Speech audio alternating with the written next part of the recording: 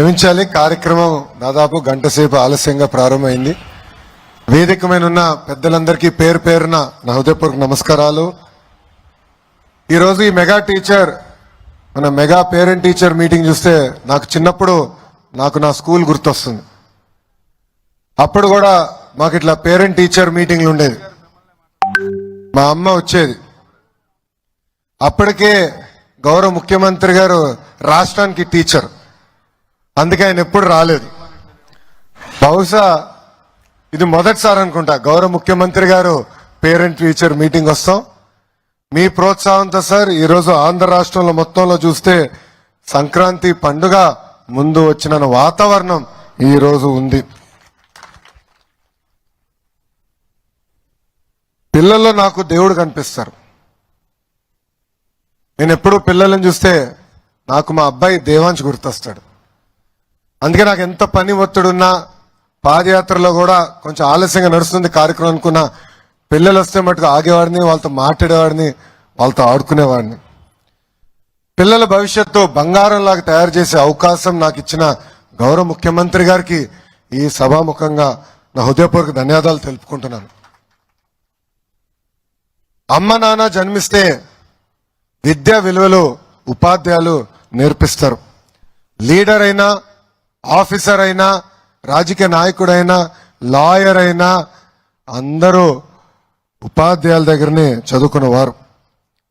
Education as a tool for social change అని మహాత్మా గాంధీ గారు చెప్పారు. అది బలంగా నమ్మే వ్యక్తి గౌరవ ముఖ్యమంత్రి చంద్రబాబు నాయుడు గారు. చంద్రబాబు నాయుడు గారు నాకు విద్యాశాఖ అందించినప్పుడు చాలా స్పష్టంగా చెప్పారు. ఆంధ్ర రాష్ట్రమే భారతదేశానికి ఒక ఆదర్శంగా, అంటే ఒక మోడల్గా నిలబడాలని ఆదేశాలు జారీ చేశారు. ఈరోజు ఈ మెగా పీటీఎం అనేది తొలి అడుగు. ఈ మెగా పీటీఎం ద్వారా ఉపాధ్యాయులు, విద్యార్థులు, తల్లిదండ్రులు, పాత విద్యార్థులు అందరి మధ్యలో ఒక బంధం ఏర్పడే అవకాశం.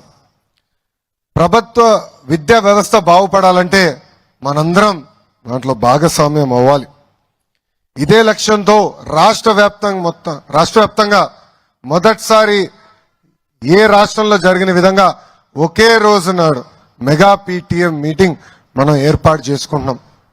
దీంట్లో దాదాపు 45,000 పాఠశాలలు, 35 లక్షల మంది విద్యార్థులు, సుమారుగా 70 లక్షల మంది తల్లిదండ్రులు, 1,88,000 ఉపాధ్యాయులు, 50,000 మంది ప్రజాప్రతినిధులు ఈ కార్యక్రమంలో పాల్గొంటున్నారు.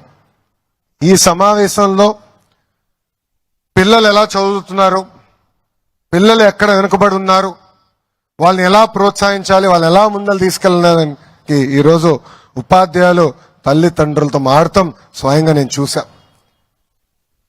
మీరు ఇక్కడ కానీ ఒక్కసారి చూస్తే స్కూల్కి కూడా ఒక రిపోర్ట్ కార్డు తయారు చేశాం. గౌరవ ముఖ్యమంత్రి గారు ప్రతి స్కూల్కి 5 స్టార్ రేటింగ్ లో ఎక్కడుందో మీరు చెప్పాలని చెప్పారు. మౌలిక సదుపాయాలతో పాటు పిల్లలు ఎలా చదువుతున్నారు, ఉపాధ్యాయుల అటెండెన్స్ ఏంటి, పిల్లల అటెండెన్స్ ఏంటి, వాళ్ళ మార్కులు ఏంటి, మొత్తం జతపరిచి ఈ స్టార్ రేటింగ్ చేయమని చెప్పారు. విద్యార్థులు కూడా మొదటిసారి మనం రిపోర్ట్ కార్డు ఇచ్చాం. మీ చేతుల్లో రిపోర్ట్ కార్డు ఉంటే ఎత్తి పైకి చూపించమని అందరినీ కోరుతున్నాం. అందరు చూపించండి ఒకసారి. దాంట్లో మీకు 2 ఉన్నాయి. ఒకటి రిపోర్ట్ కార్డ్, ఇంకొకటి హెల్త్ కార్డ్. ఆ హెల్త్ కార్డులో మన పిల్లల ఆరోగ్యం ఎలా ఉంది, ఏమైనా ఇబ్బందులు ఉన్నాయా, ఏమైనా సరిదిద్దుకోవాలని కూడా ఈరోజు హెల్త్ క్యాంప్ ఏర్పాటు చేసి ప్రతి పాఠశాలలో ఇది నిర్వహిస్తున్నాం. గతంలో మనందరం చూసాం చంద్రబాబు నాయుడు గారు విద్య పైన చాలా ఫోకస్ పెట్టారు. ఆనాడే స్మార్ట్ క్లాస్ రూమ్స్ తీసుకొచ్చి టెక్నాలజీతో జోడించి చేస్తాం జరిగింది. విద్యా వ్యవస్థని గత 5 సంవత్సరాలు దారి తప్పిన విద్యా వ్యవస్థని గాడిలో పెట్టాలన్న బాధ్యత నాకు గౌరవ ముఖ్యమంత్రి గారు ఇచ్చారు. విద్యాశాఖ అంటే ఎన్నో సవాళ్ళు, సంఘాలు ఉంటాయి.